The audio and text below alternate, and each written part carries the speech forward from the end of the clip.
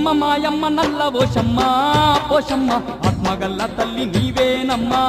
పోషమ్మ మాయమ్మ నల్ల పోషమ్మ పోషమ్మ ఆత్మగల్ల తల్లి నీవేనమ్మా